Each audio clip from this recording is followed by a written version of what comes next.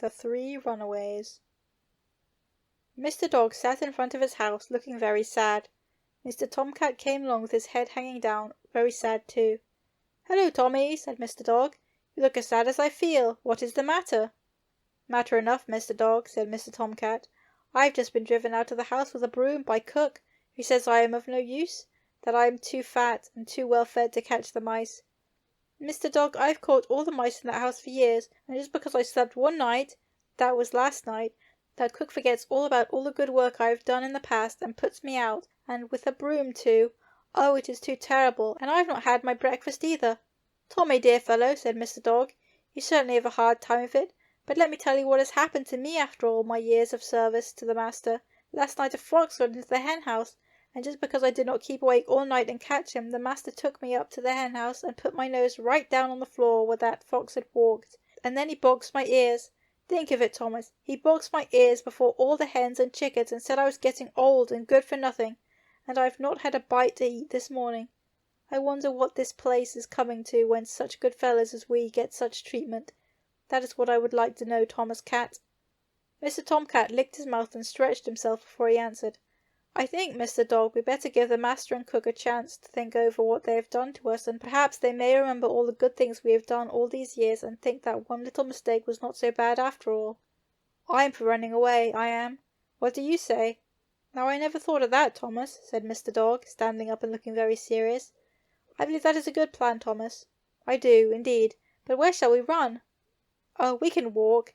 You know we don't have to run at all. Only they call it running away if you go off where people can't find you," said Mr. Tomcat. "I know a place we can go. Come with me." "I'll go with you," said Mr. Dog. "Lead the way, Thomas." Just as they were passing the barnyard, they saw Mr. Rooster scrooged under the fence. "Hello, Mr. Rooster," said Mr. Dog. "What has happened to you that you look so unhappy this morning?" "Why wouldn't I look unhappy?" replied Mr. Rooster. "Here I have been on this farm and looking after all those silly hens these long years, and this morning the master said he wished the fox had got me last night instead of the hen he carried off. I tell you it is hard luck, after all I have done for the master." "Come with us," said Mr. Tomcat. "We are running away. The cook chased me out this morning because I happened to sleep all night and didn't catch the mice, and Mr. Dog was blamed because the fox got into your house last night. We're not appreciated around here, that is plain. Will you come along?" "I never thought of running away," said Mr. Rooster, getting out from under the fence and flapping the dust from his wings. "But I think I like the idea of running away. I will go along with you. Perhaps the master and those foolish hens of mine will begin to think what a fine fellow I am and wish I had not gone." "Where are you going?" "Oh, to a place I know where no one will find us," said Mr. Tomcat, running ahead. Mr. Dog and Mr. Rooster followed Mr. Tomcat, and soon they were in the woods, where the bushes grew thick and the trees shut out the sun. "Here we are," said Mr. Tomcat. "Now no one will find us, and we can rest in ease." "I have not had my breakfast," said Mr. Rooster, scratching the ground. "Neither have we," said Mr. Tomcat. "But I've heard somewhere that you should not think of your troubles, and they will not bother you. So suppose we each tell a story to take up the time, and also take our minds off the thought that we have not had our breakfast. You begin, Mr. Dog, because you are such a good storyteller and have had so many adventures." Mr. Dog looked very wise and scratched his head as if he was thinking very hard. "Did I ever tell you about how I treed a coon?" he said. Mr. Rooster and Mr. Tomcat said they never had heard it, but they should like to hear about it very much indeed. Mr. Dog's Story. Mr. Dog cleared his throat, and then he said, "I've always had the reputation of being a good hunter, especially when coons were in season, but this story which I am about to tell will show that I had the hardest time a dog ever had getting a coon. One moonlight night the master comes out of the house and whistled to me. He had his gun over his shoulder, and I knew pretty well what was going to happen. We were going coon hunting. So I wagged my tail and gave 2 or 3 sharp barks, because I knew I could not bark again until I had something to bark about. Oh, it was a beautiful night, and just as we had got out in the road a little way from the barn, I saw something moving. I wasn't sure at first whether it was a fox or a coon, both of them being equally fond of visiting the poultry yard, but I kept very still, and pretty soon I saw him right in the full moonlight. It was as fat a coon as I ever saw, and he didn't see me, and I made a run for him. Well, you might have seen a coon run, my friends, but believe me when I tell you that you never saw one run as this one did. He gave a bound, and away he went, and I went after him, and Mr. Man followed, for I was barking now, but there was reason for it. Well, that coon got to the tree first, and up he went, for I saw him, and I can tell you I was some tickled, for I knew that the master would be pleased enough when he saw the size of that coon. After we got into the tree, I stood under it and looked up and barked with all my might, and Mr. Man was coming a-running as fast as he could in the distance. But while I saw that coon go up the tree as plainly as I ever saw anything, I couldn't see hide nor hair of him when I looked up. Mr. Man came up to me after a while and said, "Where is he, Rover?"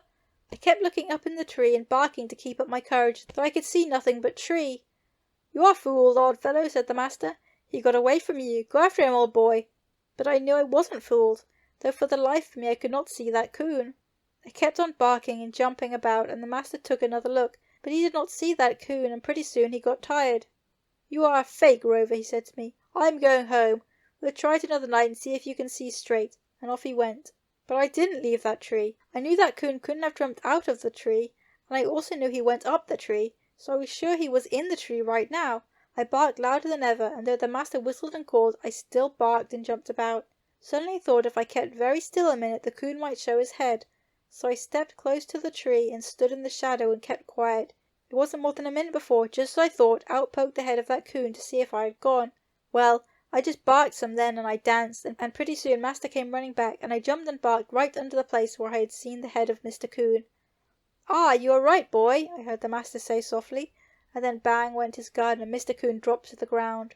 "Good old boy. You can't be fooled, can you, Rover?" said master, patting me on the head.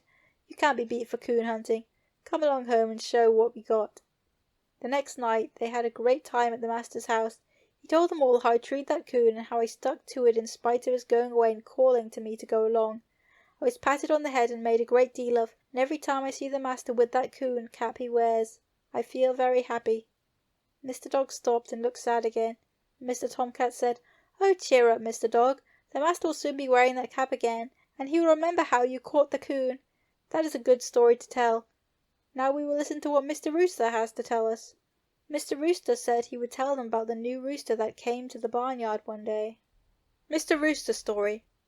Mr. Rooster straightened himself and said he was proud to say he was raised on the master's farm. He was proud, too, to say he had succeeded the old rooster that had gone to a dinner one day and did not return. "I have always taken good care of my family, and, if I do say it, there is not a better-looking family than mine around these parts," said Mr. Rooster. "There have been many young roosters in the barnyard, but they have gone away to other farms to live, for the master has an eye for beauty, and he's always decided that I was too, valuable to lose." Mr. Dog and Mr. Tomcat smiled a little on the side at that last remark, for they well knew how vain Mr. Rooster was, and then he really did have fine feathers and a beautiful comb. "I've never had any trouble with my family until one morning Madam Blackie came running to me," continued Mr. Rooster, "to tell me a new rooster had come in the barnyard to live. 'It is shameful the way all those silly hens are running around him,' she said. 'He isn't noticing them a little bit,' and they strut back and forth, eyeing him as if they had never seen a handsome rooster before. For my part, I think the old friends are the best, though of course you are not old, my dear Mr. Rooster. Only old in acquaintance, I mean. I had always thought Madam Blackie an old busybody, but now, if this was all true, I had found her my only friend. 'You are most kind, Madam Blackie,' I said, 'and I thank you, but I feel sure that the master will not have a new rooster here. This newcomer will probably leave in a few days.' I expected he would too, for I had as fine a set of spurs as I had ever seen, and I intended to show them to this new rooster. As soon as I could get away from Madam Blackie, I took a stroll around by the barnyard, and sure enough there were all my family, even the chickens, walking around and clucking and cackling as hens will at a handsome red and black rooster that stood by the barn door. I felt pretty queer for a minute, for that new rooster had a very shiny-looking set of feathers, and I knew he'd be very popular for a while at least, and with the whole family against me, even my spurs might not make me king.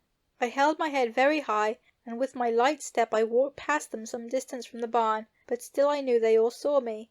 There was a little flutter at first, and then they ran toward me, but they gave a look at the new rooster. I could see them out of the corner of my eyes, and back the whole silly lot went and began their silly cackling and clucking. I went behind a wall and watched them through a hole. First they would scratch the ground near the new rooster and talk away to one another, and then they would walk by him, but not once did he turn his head. He isn't going to let them think he sees them, I thought, but the longer I watched, the stranger it seemed to me that with all those fine-looking hens and chickens cackling about him, he should not look once their way. And then a thought came to me which made me jump up, so I crawled under the gate and walked into the barnyard. I walked right up to that family of mine and looked at them, and then I looked at the new rooster. I was right close to him then. Every hen opened her eyes and mouth, for they thought right then and there was to be a settlement of rights, but one glance at the new rooster told me what I had thought was true, and I just turned my back on him and said, "When you silly hens and chickens get tired of admiring the new weathercock, you better come over in the lot back of the barn. There is some corn and grain on the ground. I am surprised that my family cannot tell a tin weathercock from a real rooster," and away I walked with my head held higher than ever.